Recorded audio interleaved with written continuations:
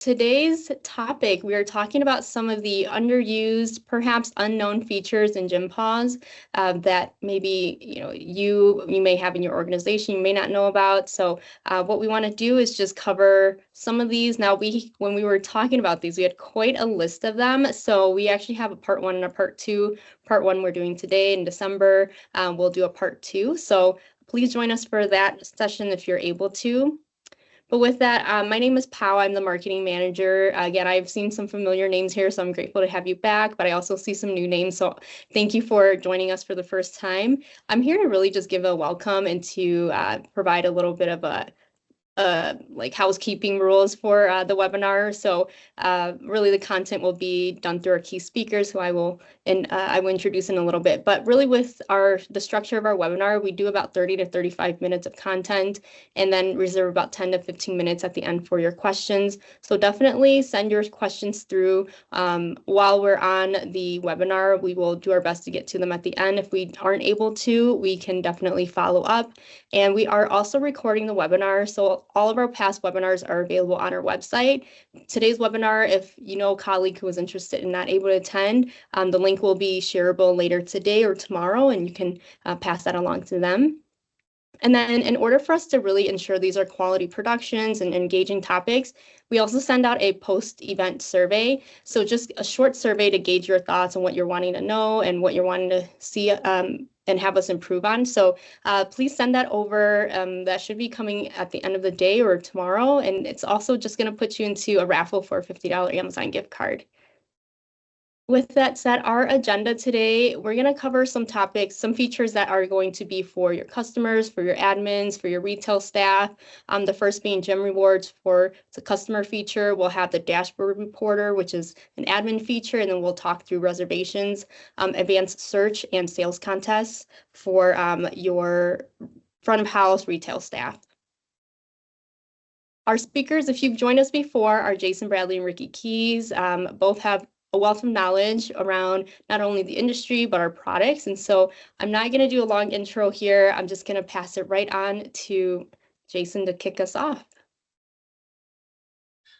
Thanks, Bob. Appreciate that. And definitely thanks everybody for joining us today.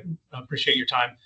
Really, when we started thinking about what webinar to do in November, we kind of get together every month and talk about, what's important, what our customers asking for. We started thinking about, there's all these other features maybe that we really don't touch on a lot in the different products. So we thought we'd dive a little deeper into some of these cool features that the different products have. So the first one we're going to discuss today is Gem Rewards. And this is a feature in our GEMpay and Gem Living products. So, and I also, when I was thinking about this, I thought, what's the difference between like Gem Rewards and discounting and things? So, discount is really just a amount off of the ticket price, where Gem Rewards actually is a bucket that funds can go into that can be used at a later date. So we have a couple different ways to do that. One would be a percentage. So as I purchase items, a percentage of that goes back into my bucket, maybe 10% or whatever you want to have set aside for that. The other way we have is to do a threshold. So that would be like, maybe after I spend $20, I get $2 back to my bucket, my rewards. If I spend $50, maybe I get $5, such and such. So that funds are there later on to be used by that employee resident. Something different that we have, you've probably seen a lot of these type of reward programs in your different restaurants and those type of things in your area, I'm sure. Some things we can do a little differently with ours, which is really cool since it's our software. We can set up different methods that these are used. As you can see on the screen here, one would be to try to incentivize our employees or residents to use certain outlets. For instance, if we know a kiosk is a little less labor costs, then we could actually have a higher rewards rate, maybe 10%, by using the kiosk versus using maybe a traditional checkout. So we can do that definitely by different outlets. Another thing we can do is actually promote and do rewards on individual items. So for instance, on the screen, if I wanted to promote heart-healthy items like salads or apples or these type of things, we could put a higher rewards rate on those items to try to drive heart-healthy,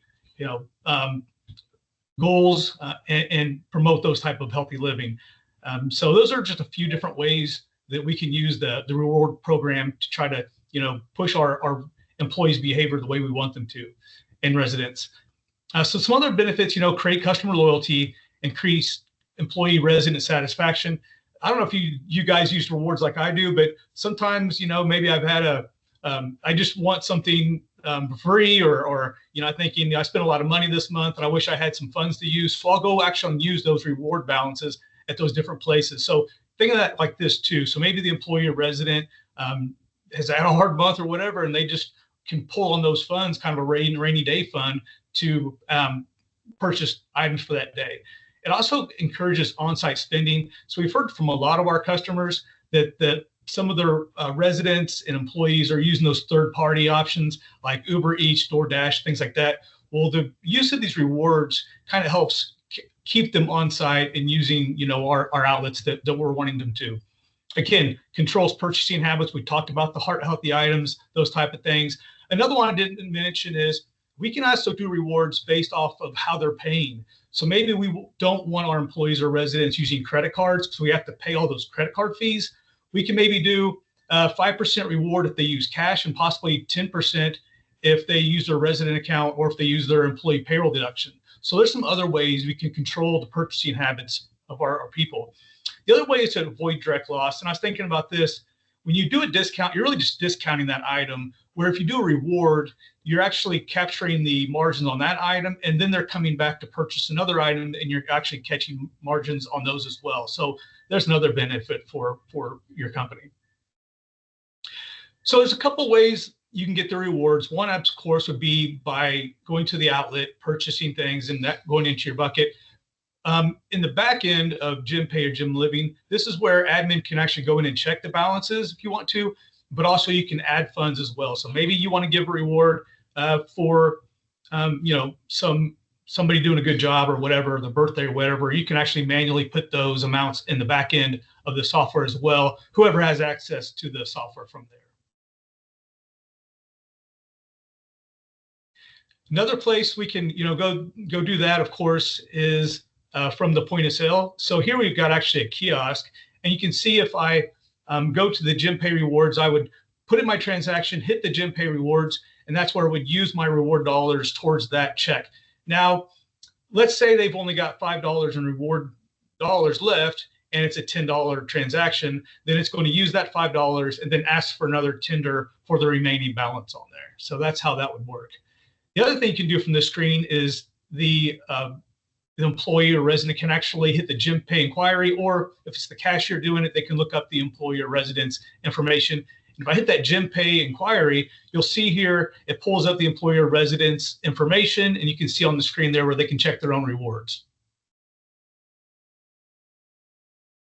Okay, that's enough about rewards. Now we're going to go into the dashboard reporter. This is one of my favorite options. It's something that we've been asking for years, and definitely with other point of sales, I've been asked for years, and we just didn't have it. So this is neat. And by the way, this is the dashboard. So this is in GEMpos, and this is the dashboard of your back office that you'll see. And if you haven't got this set up and you're using GEMpos, please talk to one of us or one of our support team members to get you set up. As you see there, where the red circle is, that's the dashboard reporter section. And if you click on that little cog right there, it'll take us to the next screen. And what this does is, if you've got several reports that you need, and instead of having to pull all the different reports and put them in Excel and match them together and all that, this is actually going to take all those different reports you want and create one report for you. So you don't have to try to keep pulling all those reports. And it's also going to automate those reports. So the first thing I'm going to do is I need to name my report. And here, I'm going to name this one, what did I name it? Go ahead, next one. Oh yeah, loss prevention. So as we know, loss prevention is a lot more than just one report. You've got your item voids, you got refunds, you got error corrects, comps, all kinds of different things in your loss prevention reports. So here I've picked 5 different reports that I'm going to put into my dashboard builder for the loss prevention report. And once I've got those reports, and by the way, there's a ton of reports over there you can choose from, not just what you see. There's a lot more reports to choose from. From there, I'm going to go in and say, if there's different outlets I want to run it for, you'll probably just have the one unless you're over many locations. What the report date range is, it could be for yesterday, it could be for today, it could be for last week, last month. There's a drop down where you can pick those.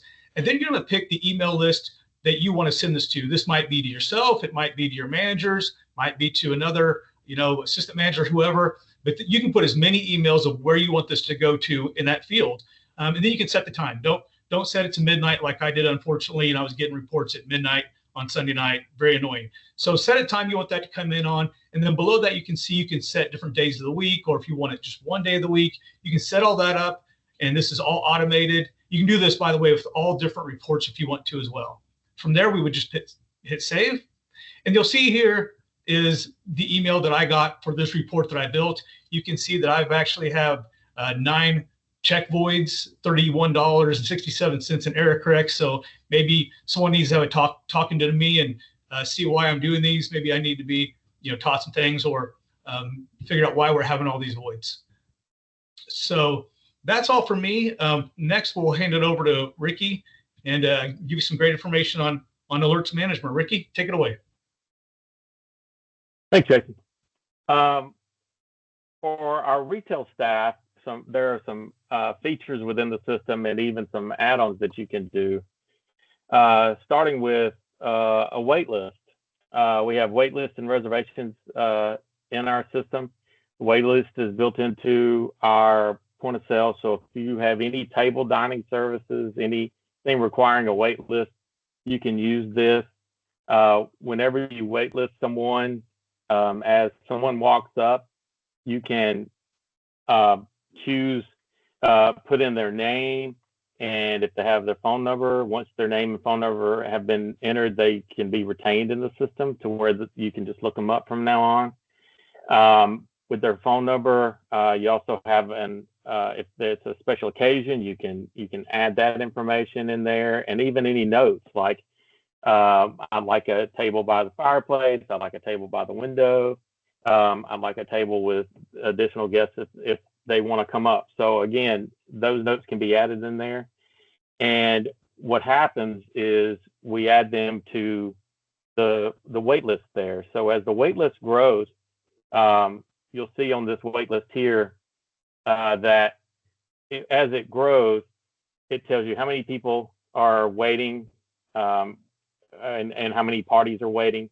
And we have a built-in algorithm that says about how much time they have remaining for a certain size table. So if you're doing table service in your community, if you're senior living and you're doing table service, you can keep up with all your tables, have how many people can sit at each table, and then that tells the capacity to the system. And this will show you that you have a 30-minute wait for your 2, 3, and 4 top tables. And then on your 5 and 6 top tables, you have about a 32-minute wait. And then anything above 7, you have a 35-minute wait. That way, it lets the people know how long they're going to wait, which they'll always ask. And when you add them to the wait list, if you get their phone number, they get a page, they get a text to their phone saying, hey, you're on the wait list. And then whenever you're ready for that person, they don't have to wait around in your area. They can step outside of the area if they needed to, and they'll get a page to let them know that their table is ready. So all that's done within the system. Now, we have a module that you can add to this that's reservations. And if you want reservations, you can have call ahead dining, call ahead wait listing, or you can set a reservation for any day and any time. And it's like this here, to where from a host or hostess can put in the information at the point of sale. And so they can look up that information, add that person to the point of sale. And so they would do it just like the wait list before. If I want a 6:15 or 6 o'clock, sorry, I would choose that, and then that person goes in there, and then at that point they get a page that they're on the wait list, or that they have a reservation, and then it's in the system. Now this can also be done by like a concierge that doesn't have a point of sale. They can do that in our GEMpos enterprise setup, our application. And so they can put that person in there for any day that's set up.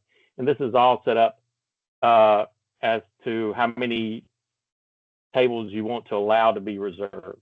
During COVID, we had used this at a lot of our senior living locations, customers, and they set it up to where when they had 25% capacity and it went up to 50% capacity, they set it up for all reservations and just with 25%. That way it would stop at that. You couldn't allow more than this many tables during that time. And then as it was released to where we could do 50, then it could be changed to 50.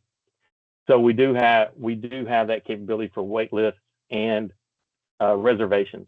Now, advanced searching on the system.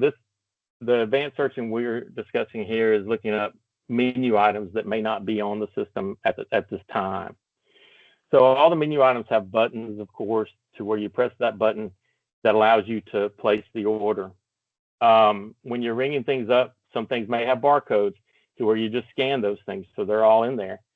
But what if you can't find a barcode or can't find the item that's on there? You can press other options, and there, if you press that, it goes to another page, and there's a button on there called item search. So when you press item search, what happens is you can look up an item right then of any part of the database. This comes in handy in food service when lasagna is thrown out at the last minute because you ran out of the daily special. So lasagna can be found just by typing in lasagna if you wanted to, if no one's there to put a button on the register at the time. Gift shops like them because they can look up any item. You know, they've got thousands of items and maybe something doesn't have a barcode or they can't find the number for it. And so they can look it up by the name. Some table service restaurants like it for the wine list. So they can keep the wine list on there and keep what's active, and they can pull all that information up from there. So again, just another hidden feature. It's not hidden, it's there, but a lot of people don't know about it, or maybe during training they just forgot about it after training. So again, it's very useful in looking up all the menu items that could be in your system that is not showing at the time. And the last item is sales contests.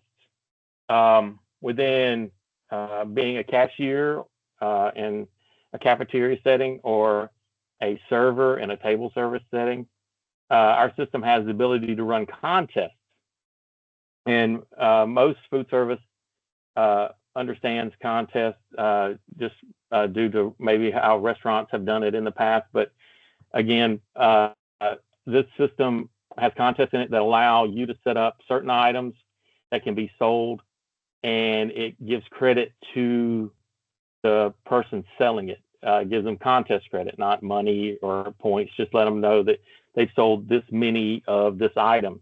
Items that you would run the contest on are back stock, things that are low in inventory and you're not going to replace it, so you want to go ahead and get it out of inventory, and food and items that may be starting to go out of date and they're near their end date, so you need to go ahead and get them, you know, out of the back or off the shelf. So you add those items to like here you see that we've created a contest and it's for desserts. And if whoever, a server or a cashier that adds desserts to an order, they get credit for that. Now, what you have to do, you can do it by item, one item at a time, and put that in there and put all the items that are on the contest during that time frame. And we set that for about a month, a little over a month.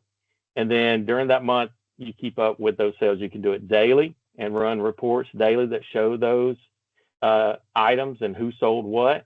And you can run them at the end of it if you're tallying it at the end only. But again, you can do it each day, each week, or each month, however you set that up. And the cashier and the server knows when it's an item that is giving them a point or you know, just giving them the award of selling that item. And because it's indicated by the little smiley face there to let them know that hey, that's one of our sell items. Good for you. You're on the list. And so during that contest, that's just a good way to get rid of a whole product that you need to sell before you have to throw it away. And that's it. Thank you Thank so you. much, Ricky. Thank you so much, Jason.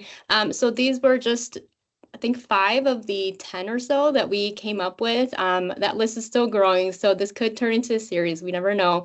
But really, this feedback and this topic came from a survey response. And so definitely when we're sending out our survey feedback, that's some of the stuff that we're looking for is just what are you interested in? What can we create engaging topics on that you're wanting to know?